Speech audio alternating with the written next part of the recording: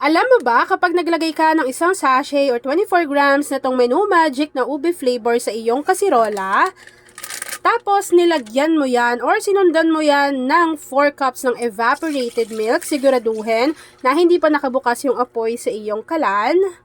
Nilagyan ng 1 can or 380 grams ng condensed milk, half teaspoon ng vanilla essence or vanilla extract, at nilagyan mo rin yan ng 1 cup nitong nata de coco, siguraduhin na na-drain nyo na yan. Tapos nasa sa inyo rin naman kung gaano karami.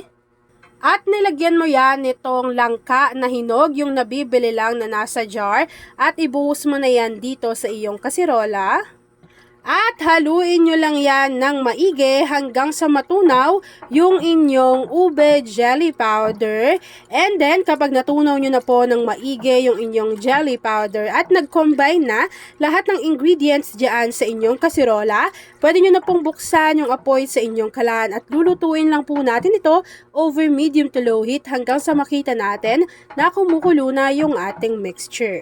Kapag kumulo na yung ating mixture, i-ready nyo na yung inyong 500 ml na microwavable tub. At kapag nailagay nyo na nga yung inyong 500 ml, maglagay lang kayo ng niluto natin na ube langka mixture dito sa ating lagayan.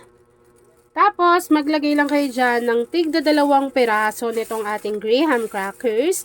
Kung paano natin inumpisahan ito, ganun lang din po yung gagawin ninyo hanggang sa ma-reach ninyo yung pinakaibabaw. And then, kapag nailagay nyo na yan dyan, meron tayo ditong hiniwa na ube halaya. Maglagay lang kayo kung gaano karami yung gusto ninyo. So, ako po ganyan ha, tapos hiniwa ko lang ng maliliit. Pwede nyo naman yung kayurin kung ayaw ninyo na hiwain yan ng mas maliliit.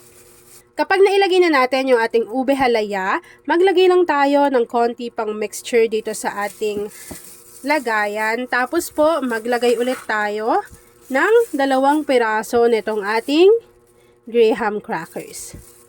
Ayan, tas ganun lang din yung gagawin ninyo hanggang sa maging ganito po yung kanyang itsura. After po nun, ipapakita ko na sa inyo kung ano yung natapos nating easy at bagong dessert recipe na pwede nyo na namang ipanghanda sa kahit anong klaseng okasyon o kaya naman pwede ninyong ipang negosyo. At kapag lumamig na nga yan, lagyan mo lang yan ng keso and then pwede mo na yang i-enjoy. At ayan na nga mga kakusina, tapos na naman po ang ating easy dessert recipe na ube langka graham dessert. Kung nagustuhan mo yung ating video, please like and share this video at kung hindi ka pa nakapag-subscribe sa aking YouTube channel na Kusina ni Angel, please click subscribe button, click mo na yung notification bell, click all para lagi kang updated sa bawat ina-upload kong mga videos.